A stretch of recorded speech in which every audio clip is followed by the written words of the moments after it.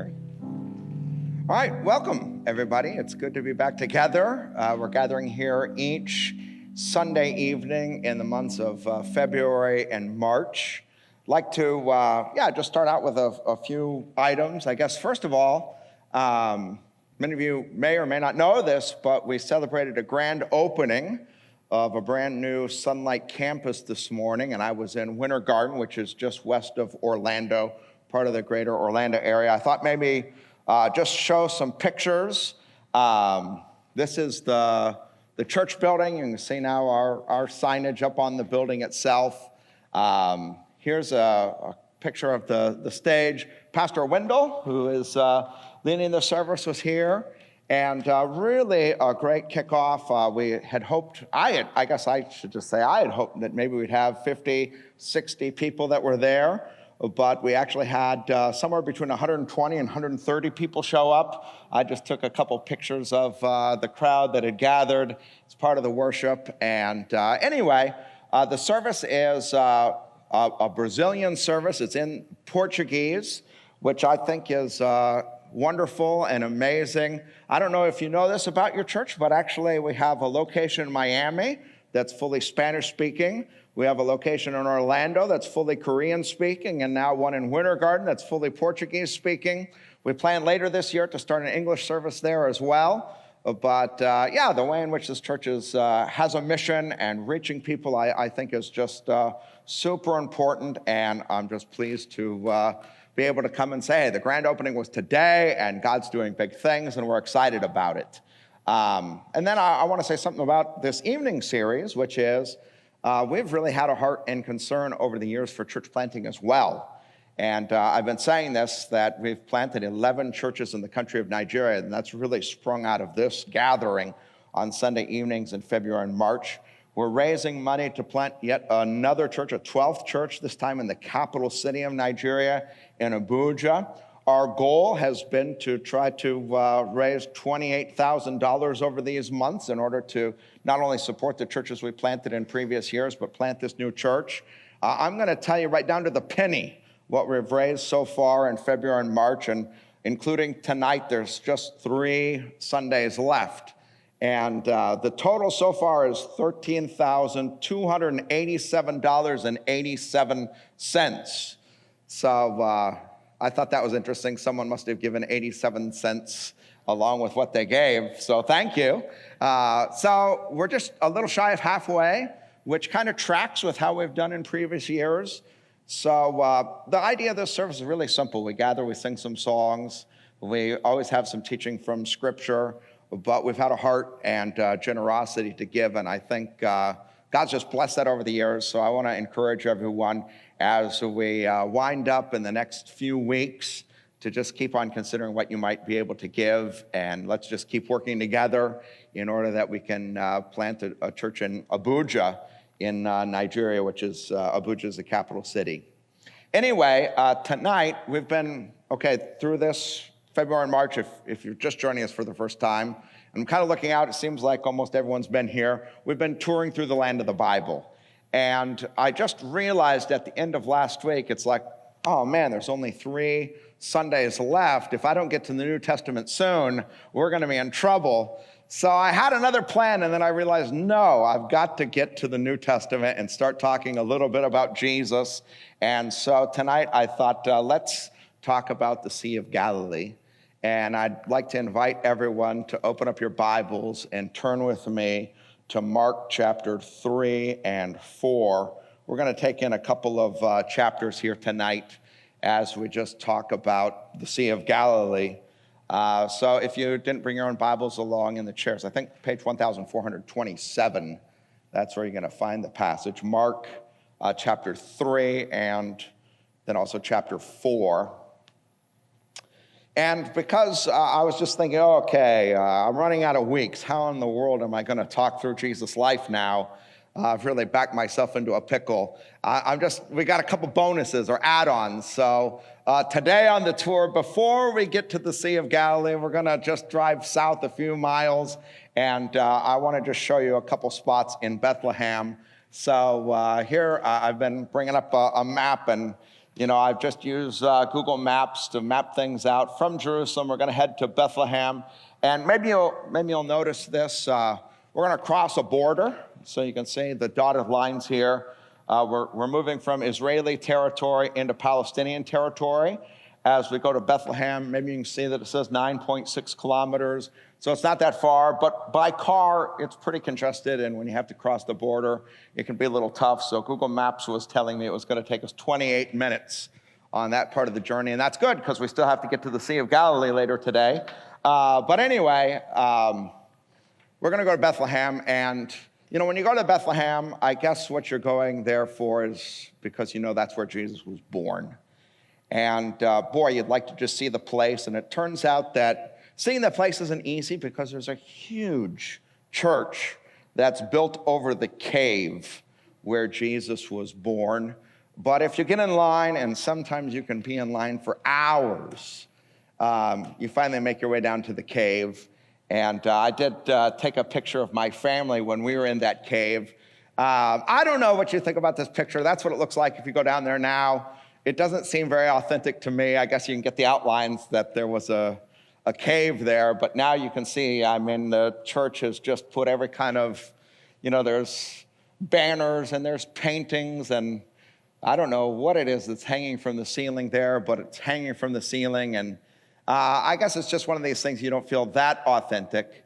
So there is a place called Bet Sur, which is just outside of Bethlehem, and it's the shepherd's field. Maybe you remember this. We rehearsed this at Christmas time, that when Jesus was born, there were shepherds who were keeping watch over their flock nearby. Suddenly the angel of the Lord appeared to them, and the glory of the Lord shone around them. And anyway, these shepherds were out in a field, and at the shepherd's field, there is a cave that, at least to me, feels, you get a little sense of, what type of accommodations did Jesus have when he was born? And there's this picture that I took of that cave. And you can see, up on the top of the cave, people have lit fires in there. So there's soot from the fires that's up on the top of the cave. And I guess the only thing that's not that authentic about it is now there's all kinds of benches because they assume when you go there, you're going to hold a church service. And many people, of course, do. But I don't know. Having those chairs in the cave does also take a little something away from it. But you get a sense this is a place where you would have kept animals, shepherds at night would have made some kind of pen, and the animals would have been inside a cave. And that's probably, something very similar to where Jesus was born. It was out with the animals. He was wrapped in swaddling clothes, which was used for lambs, and placed in a manger, which is a feeding trough. And so likely it was an environment like this. Actually, was it last week or a couple weeks ago? 2 weeks ago, we were talking about Samson, and I showed you near Zorah and Eshtaol, right in the middle where Samson lived when we were in Bet Shemesh. You look across, do you remember this? You look across the Sorek Valley, and I showed you a picture of his tomb, but not far from there, there's a cave. And to me, at least, if you want to get some sense, all right, what was the place that Jesus was born? What might it have looked like? I think this is a little bit, my kids are there. They weren't there at the time.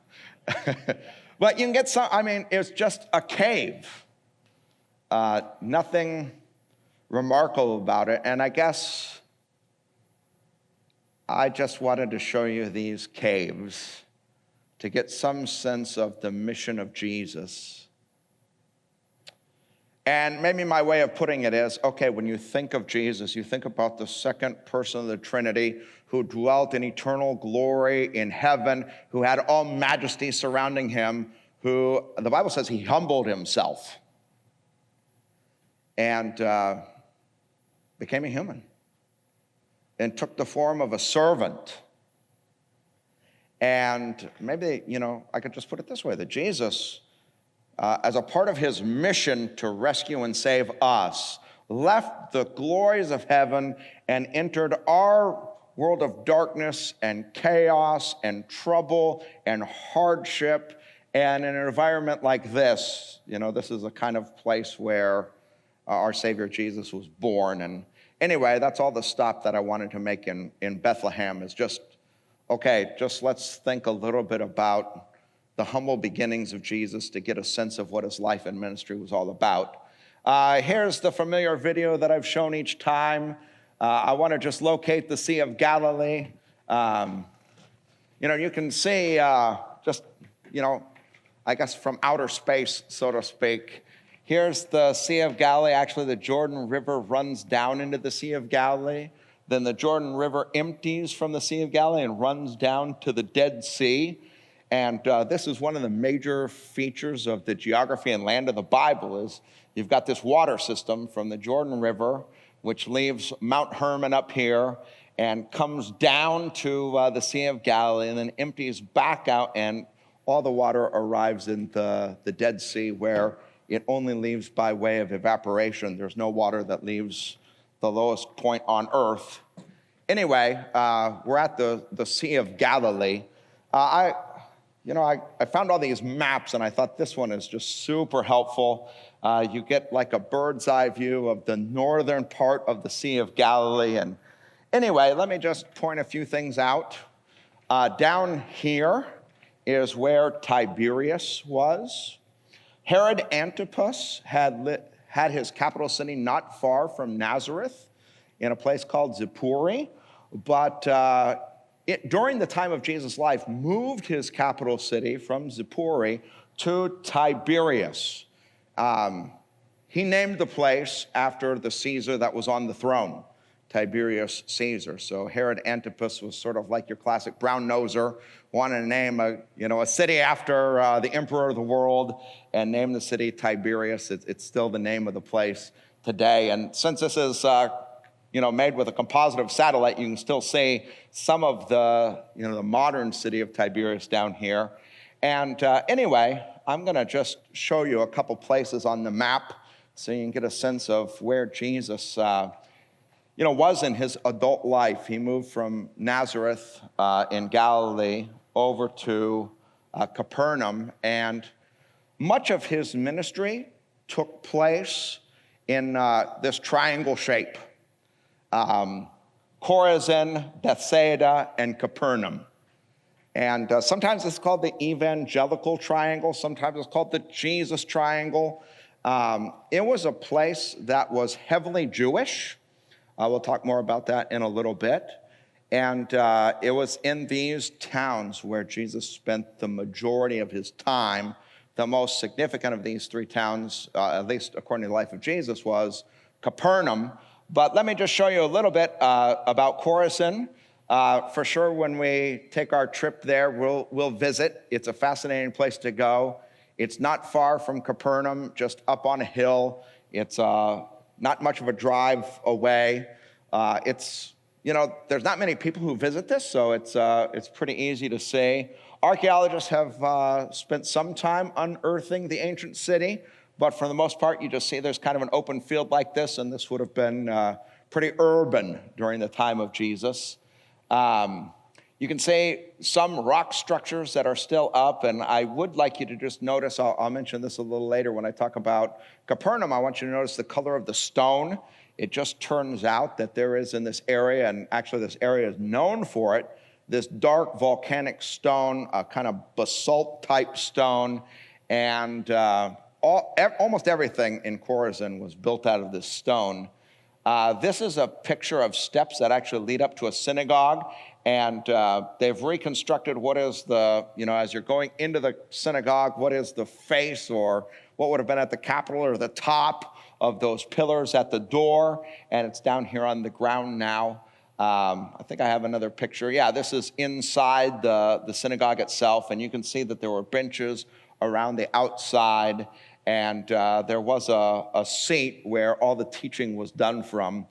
I don't know, I guess today when we teach, we stand up and people sit down, but in those days you sat down to teach, and there was a special chair that was there, and it's still there in the synagogue. And actually, if you go to Chorazin or Bethsaida or any of the Jewish towns that are in this area, there were synagogues in each place. I'll show you just a couple pictures of Bethsaida. It was actually a fairly substantial town, and some of the city walls remain. This is a picture of the city gate where people would have entered in. And let's see, I think I still have even Yeah, one more picture of like one of the paths, and it's tough to see now. I mean, it's just rocks on the ground, but there would have been buildings along. This would have been a main road winding through. Of course, it's laid in ruins for just centuries on end now, but that city was still there. I guess Bethsaida is really pretty well known. It was a fishing village. At least 3 of the disciples are from Bethsaida. Philip and Andrew and Peter are all from this fishing village of Bethsaida on the north side of the Sea of Galilee. But of all the towns where Jesus had his ministry, and he did have a ministry in Chorazin and Bethsaida, his home base, in fact, his very home, was in the city of Capernaum. And Capernaum's a great place to go. This is the entrance now.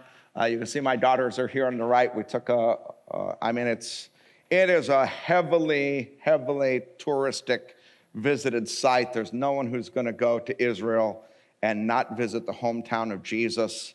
And so anyway, Capernaum was known for a few different things. I think, my next picture is actually, this was my youngest daughter, from Capernaum, you can just walk right down to the shore of the Sea of Galilee. And Kate wanted to get down there and feel the water, and so she was on her way down when I took this picture.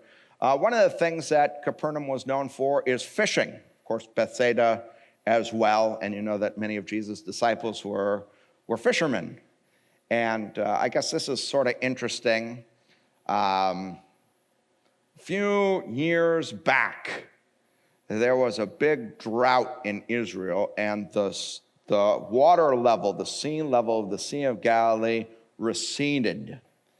And when that happened, not far from Capernaum, there was a boat that had been at the bottom of this sea for just centuries, and now there it was, and people very carefully, in fact, they were really concerned about how we're going to hauled out the boat, and now archaeologists have taken a good look at it, and they realize that it was a boat from the time of Jesus, and maybe it's even a boat that Jesus himself would have been in. And so not far from Capernaum, there's actually a museum now, and I guess, of course, we're going to go there. Here's the boat, the remains of the boat. And they actually did something nice. There's a little mosaic, which is behind it, so that you can get a picture of what that boat would have looked like in the day of Jesus. This is actually a mosaic that was done centuries past, but they have that up on the wall, projected up on the wall. And anyway, we don't know for certain that this was a boat that Jesus himself sat in, but it's likely. Certainly it's one he would have laid his eyes on, because I don't think there were that many boats on the Sea of Galilee, and they know it's right from his very time. And so, if he wasn't in the boat, certainly Jesus, in his human nature, laid eyes on this boat. And anyway, it's, I just want to point this out. One of the things that Capernaum's known for is fishing. And there's this boat. Another thing that it's known for, I mentioned this when we talked about Chorazin, there's this particular kind of basalt rock, and there's all kinds of things that are made out of the basalt rock. And in fact, as you go around the nation of Israel, you can see there's an olive press right here, where right in the foreground, in order to press olives, there's that big stone that you'd roll over the olives, and then the oil would come out. Whenever you see this dark stone anywhere in Israel, you immediately know that's from Capernaum. It's right from the north side of the Sea of Galilee, and you will see this stone in other places, and you know, okay, that stone's not from here, it's from there. And so one of the things Capernaum was known for is kind of stonework, and particularly olive presses. You'll see olive presses that are from this area wherever you go. This is a great picture. Of course, in the background, see that dark stone in the background. But one of the things that Capernaum was known for, and this is actually an amazing stone. Some of you can see some of the letters that were written in. It was actually a milestone.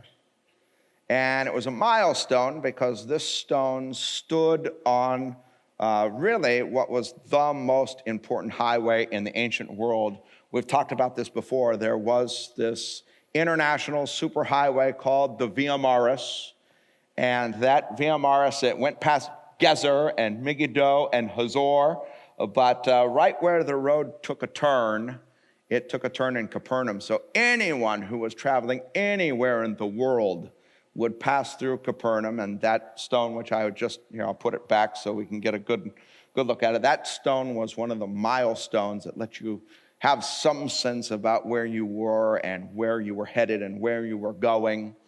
And you should just know this, that Jesus' ministry took place in a place that was very exposed to the world, because there was all kinds of people going between empires along this international superhighway. And one of the stops that you would make would be in Capernaum. So many people of every different nation would have stopped along that place. And as a result of the fact that Jesus made that his home base, he would have had a very wide distribution to the kind of people who would have heard his teachings and known his ministry. One other thing that Capernaum was known for is its synagogue. And actually, when you go to Capernaum today, you can walk in this ancient synagogue. This is the very place that Jesus did a lot of his teaching and a lot of his ministry. This synagogue was rebuilt in the 4th century. You can see that the stones are more, what color are they? They're like a lighter white color.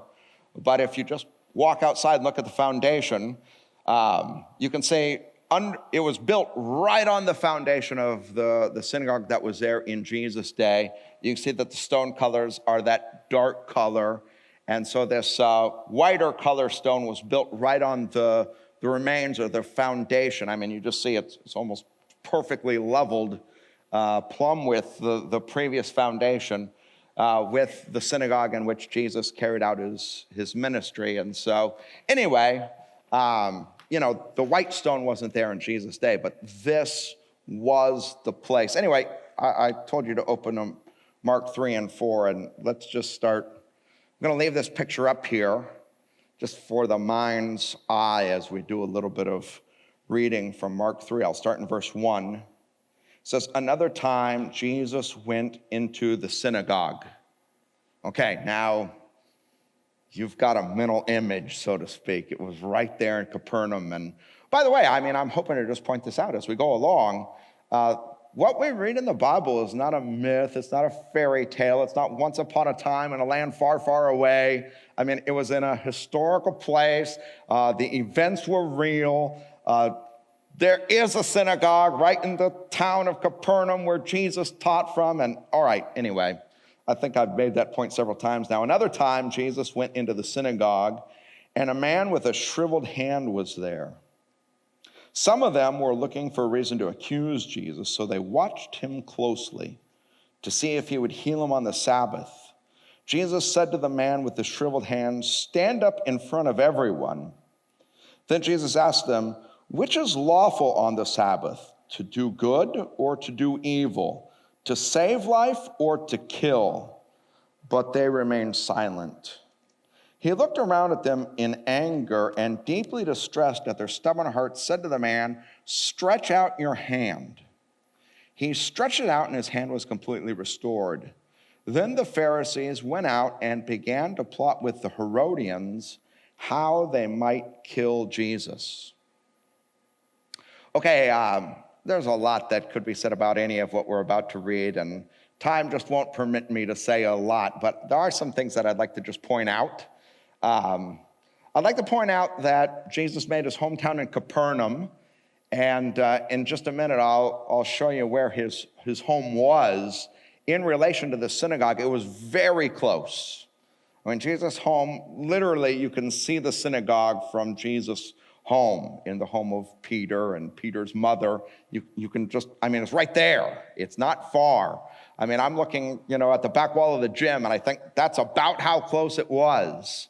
And I just, Capernaum, and this synagogue in particular, was a place that if you were a religious leader of the Jews in the time of Jesus, whether you were in Jerusalem or any other part of the country, this synagogue was the place where the who's who of religious leaders came and taught and attended.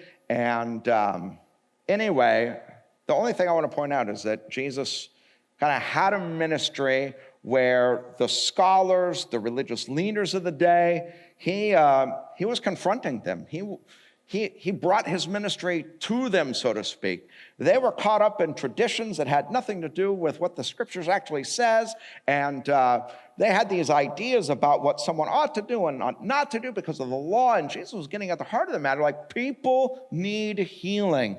People need rescuing. And Jesus didn't carry out his ministry in some remote corner where no one saw him. The religious scholars, the elites, they were there and Jesus was interacting with them. Next picture. This is a place, it's just to the west of Capernaum. It's called in Greek Heptapagon, which meant 7 springs. And actually, just on the north shore, there's this place where 7 natural springs just bubble up and enter into the Sea of Galilee. And this is actually a very popular spot because even to this day, fishermen will come and they will use these springs to clean their nets. And so it's just, people go there to bathe now. It's a very cool spot to just be at, and on a hot day, it's just fun to be in these springs. Anyway, these 7 springs are still there on the north side of the Sea of Galilee. And if you just look at the next story, verse 7, it says, Jesus withdrew with his disciples to the lake, and a large crowd from Galilee followed. Probably this is the spot. When they heard about all he was doing, many people came to him from Judea, Jerusalem, Idumea, and the regions across Jordan and around Tyre and Sidon. Because of the crowd, he told his disciples to have a small boat ready for him to keep the people from crowding him. For he had healed many, so that those with diseases were pushing forward to touch him. Whenever the impure spirits saw him, they fell down before him and cried out, "You are the Son of God." But he gave them strict orders not to tell others about him. And I like to just have this picture up, and there's a lot that could be said. I'll just say this. Not only was Jesus interacting with the elites, with the scholars, but he had a very popular ministry where he was appealing to the everyday person.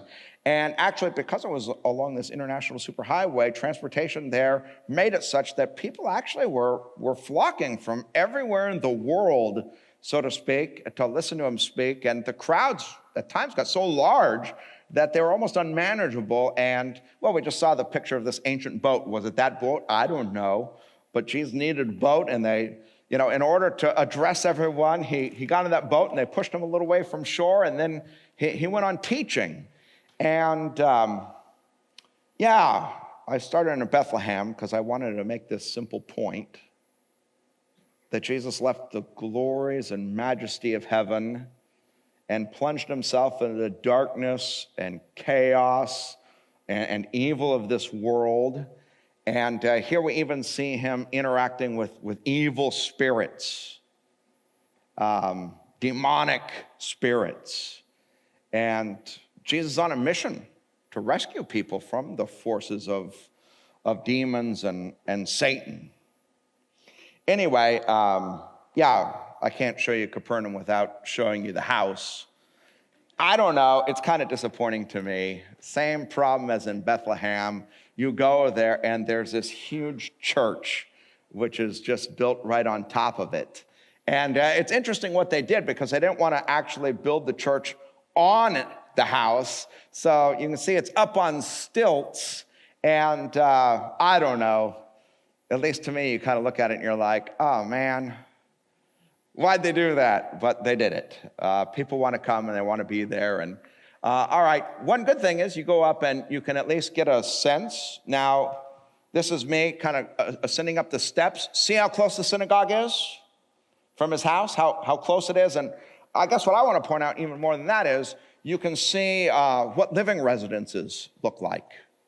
I mean, there were a bunch of houses that were here in this area right around the synagogue, houses, storefronts, what have you. You can kind of see how their walls were, foundations were. And even though none of these were the house Jesus lived in, you can, as you go up the steps, you look down and kind of see inside the church, they've done something, which is they've sort of made glass, and that's a picture of my daughter Kate standing next to the glass. And I guess the idea is you can walk up to the railing and look down. I did walk up to the railing. I did take a picture. I don't know. Are you impressed with my photography, at least?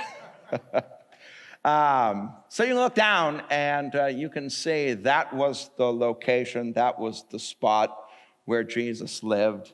And as you're there in that church, at least I took the opportunity to kind of just take a look at Capernaum from a number of angles. So this is looking pretty much straight east, and you'll notice there's a big Orthodox church with the pink domed roof.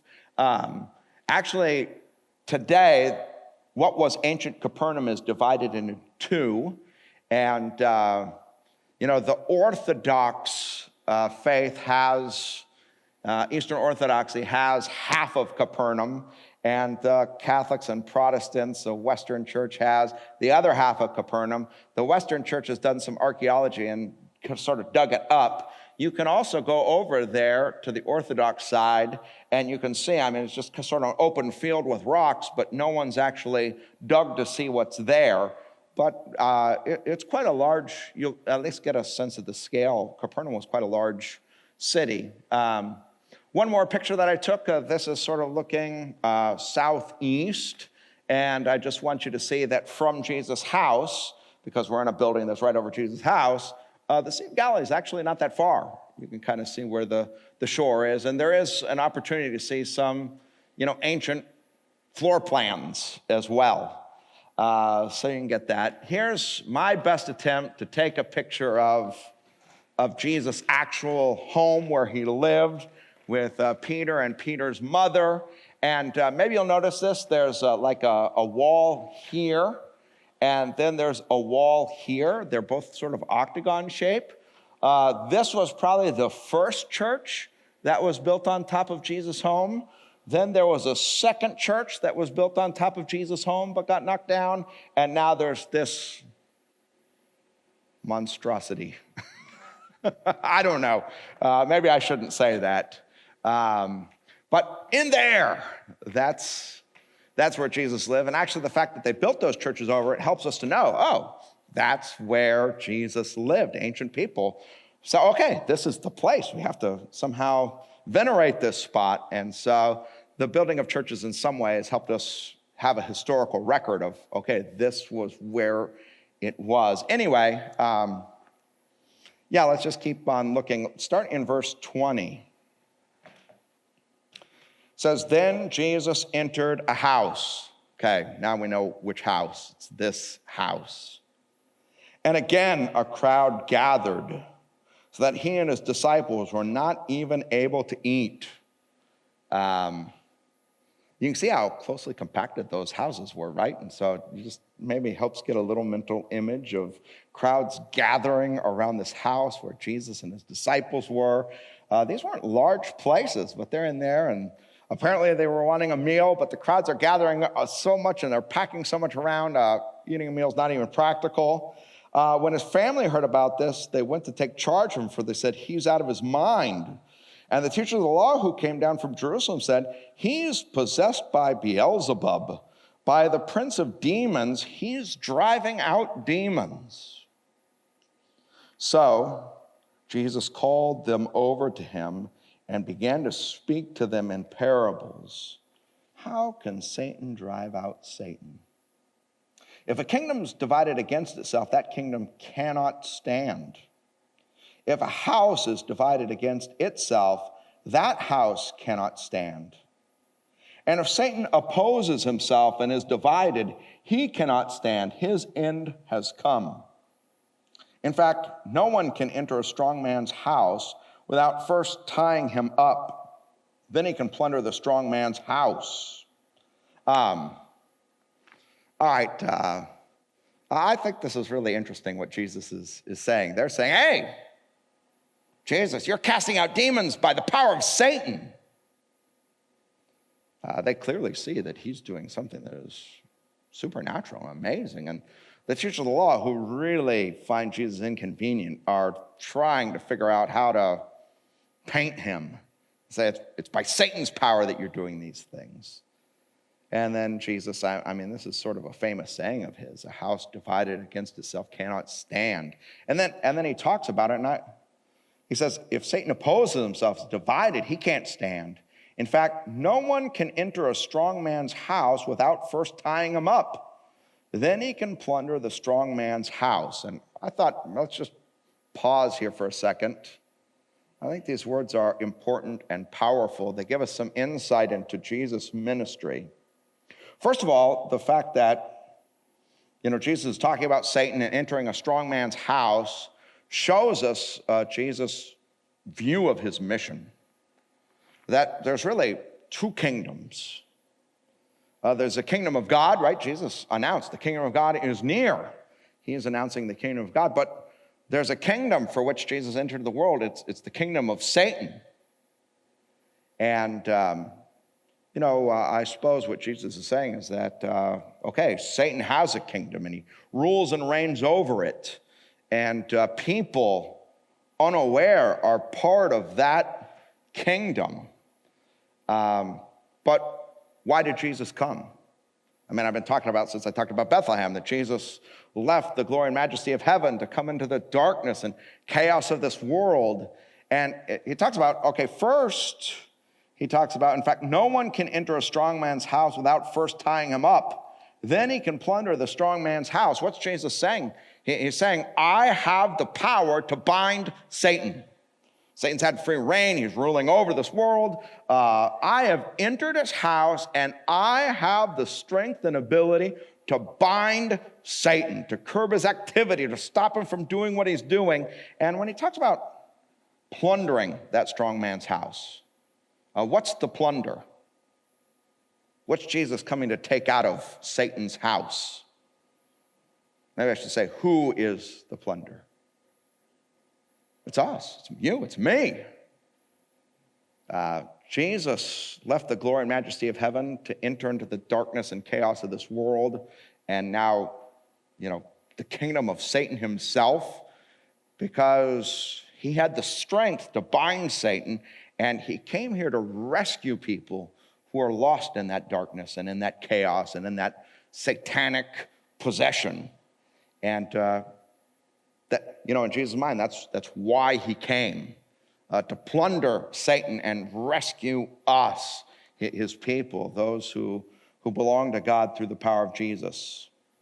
Anyway, here, I'm going to show you another picture. Actually, this picture is taken up on a hill.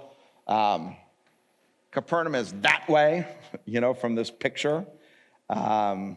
We actually, from the shore, basically walked up this hill together. And actually, the reason we walked up this hill is because where we're standing right now is quite a famous place. You remember Jesus' very first and most famous sermon's called what?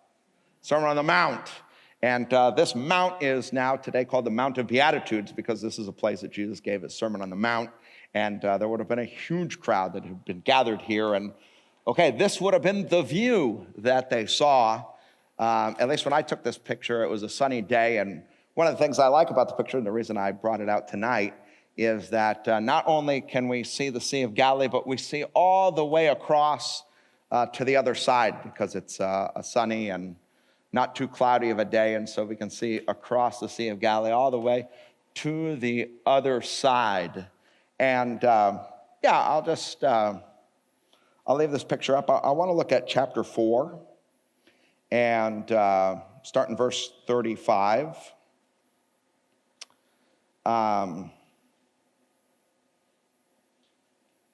There in chapter 4, beginning at verse 35, it says, that day when evening came, he said to his disciples, let us go over to the other side. Now, I've had this picture up, and you can see where Capernaum was. The other side is down over here. What was there? Here, I think, is a good map. There was a region that was called the Decapolis. These were 10 cities, Greek, Roman cities, that were on the other side. So on the north side, that was kind of a Jewish area. There were synagogues there. The study of the Bible was very prominent in that north side. But on the other side, God-fearing people on the north side thought of the other side as the place where truly lost and pagan people were. There were 10 cities there. They were Greco-Roman, and they were known for idolatry, adultery, debauchery, and a lot of violence. Here is, our family visited one of these cities in the Decapolis called Bet Shan. And of course, it now today lies in ruins as well. But I've been showing you pictures of Chorazin and Capernaum and Bethsaida. What stands out to you about this city? It's pretty grand in comparison. You can still see the pillars and capitals that are lined up there, the city streets. This was a place where there were plenty of temples with idols in them. If you walk down these streets, you're going to see there are quite a few bathhouses. This city was known for idolatry. It was known for adultery, debauchery, violence of every kind.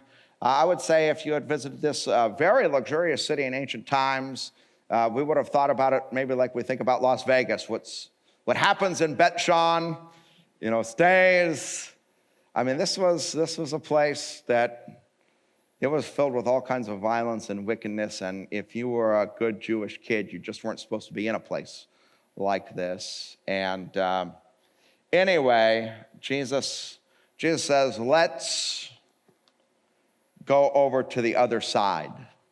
We're talking about Jesus leaving the glories of heaven and plunging into darkness and chaos. And now to go to the other side, it's just like a continuation of this mission.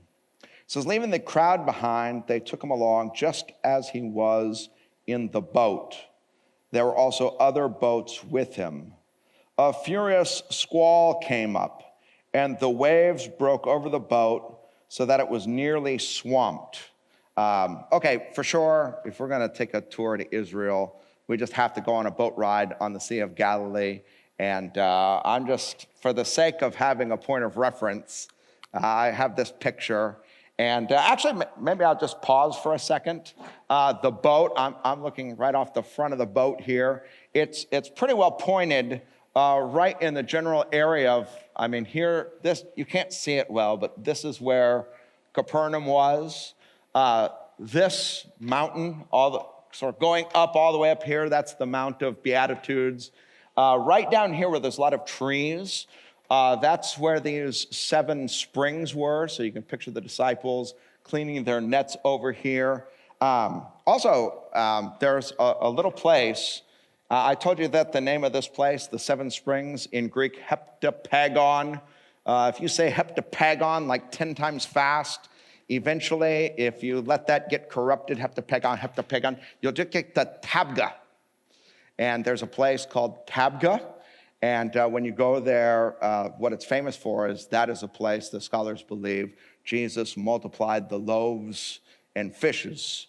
And so actually, there's a church there, and in this church, there's a very famous tile mosaic that looks like this, because they believe that was the place, and you can see the basket of bread and the 2 fishes where Jesus did a miracle of multiplication and fed the huge crowd with just a few loaves and a couple of fish. Anyway, heptapagon, Tabga. So Tabga, that's what it's called today. And if you go to Tabga, you can see these the place where Jesus multiplied the loaves and fishes. And in the little church that's there, there's this tile mosaic commemorating the moment. But okay, we're back on the boat. You can get some general sense. Of course, they weren't heading to Capernaum. They were heading away from Capernaum out to the other side. There's this huge squall that comes up, and they're nearly swamped. Verse 38 says, Jesus was in the stern, sleeping on a cushion. The disciples woke him and said to him, "Teacher, don't you care if we drown?" He got up, rebuked the wind, and said to the waves, "Quiet, be still." Then the wind died down, and it was completely calm. He said to his disciples, "Why are you so afraid? Do you still have no faith?" They were terrified, and they asked each other, "Who is this? Even the wind and waves obey him." Yeah, okay, we're out on the Sea of Galilee, and I think there are two questions here that are just, all right, I've been a tour guide, now maybe a sermon will break out, okay? First question comes from the disciples. "Teacher, don't you care if we drown?" Jesus' question, "Why are you so afraid? Do you still have no faith?" And, okay,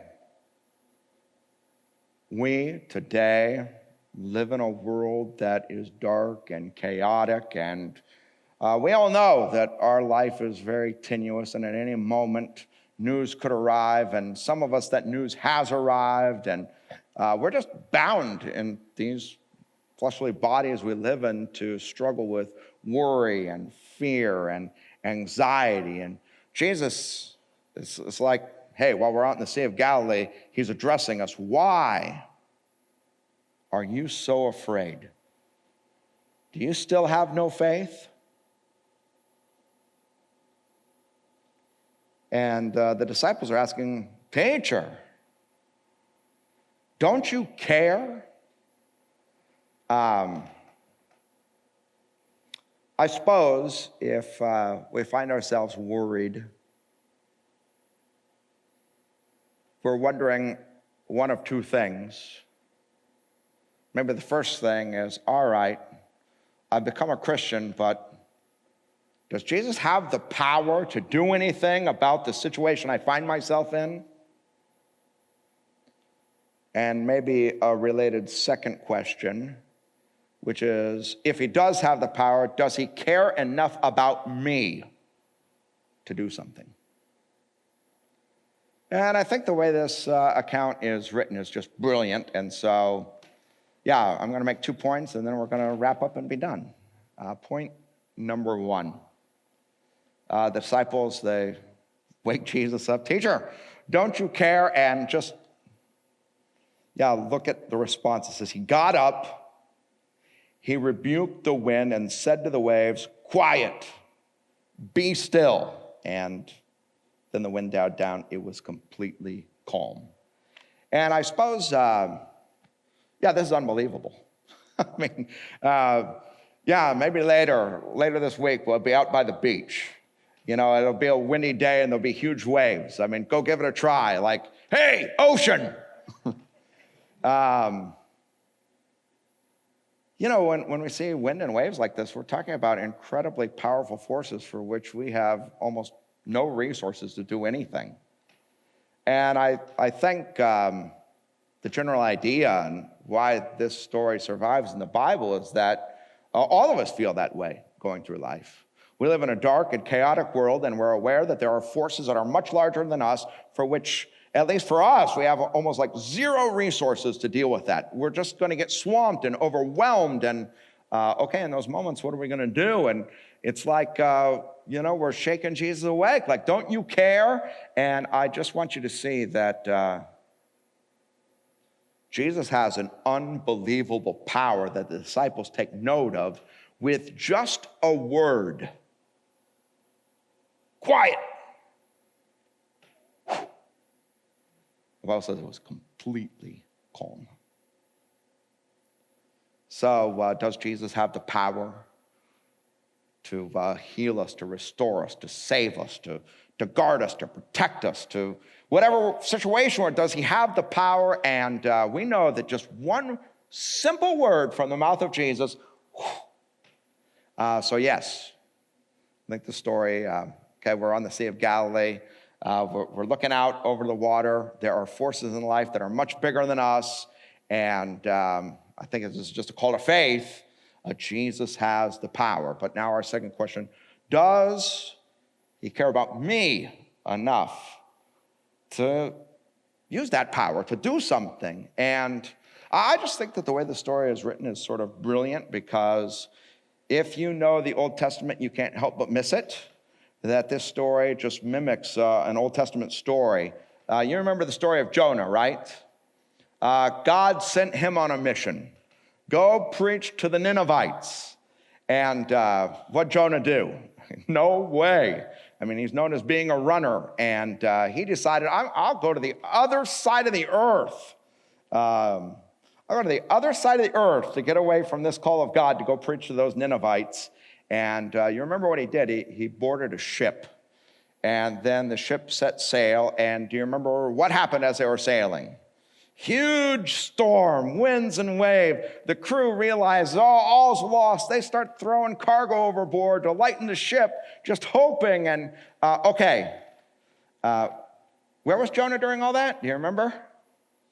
He was asleep down in the boat.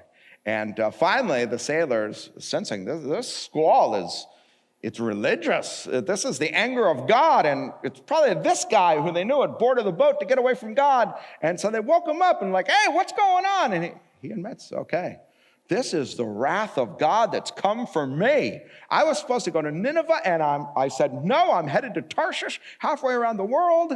And do you remember what the solution was? Okay, Jonah offered a solution. Hey, there's only one way out for all of you. You're going to have to offer me as a sacrifice.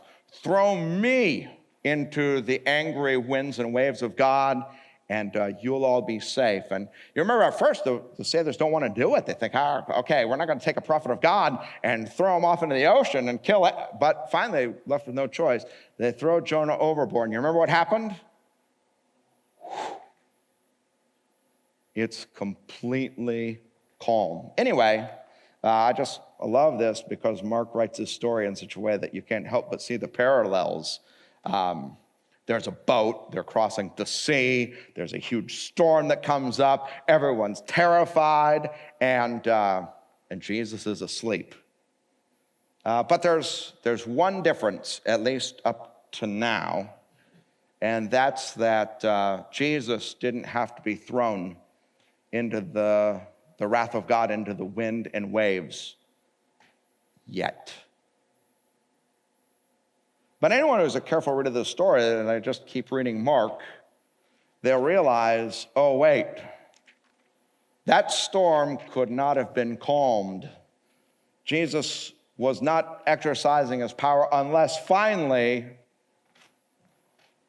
he was a sacrifice for all of us there on the cross. And what happened? Because we're sinners, God took all of our sin, and instead of punishing us with his wind and waves of his wrath, Jesus took the wind. He took the waves of God's wrath. He was the sacrifice in our place. And I just think that as Christians, if we look at that cross and we wonder, why was Jesus thrown into the storm of God's wrath? Why did he suffer there on the cross? Then there are just two simple words that have to cross our mind. For me.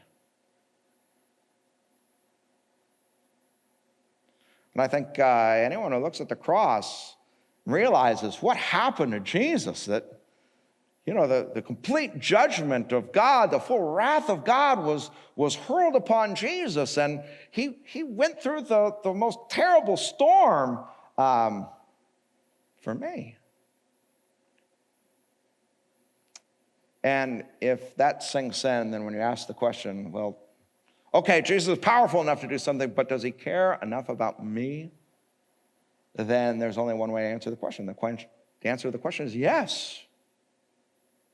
with an undying love that is so profound that it can't be put into words. And I'm sure tonight I'm failing to describe that profound love.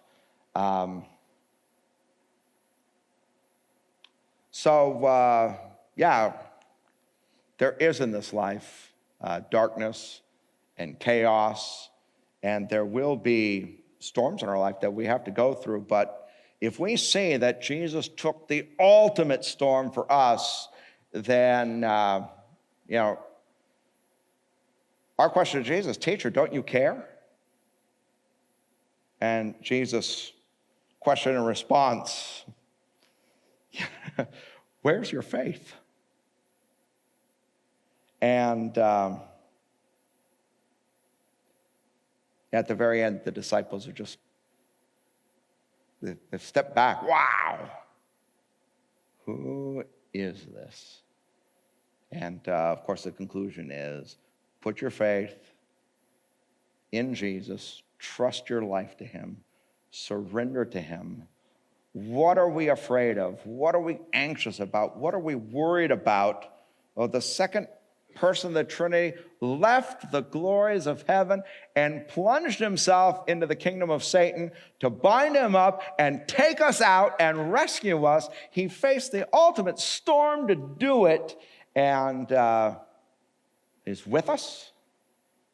His power is at work, and he loves us.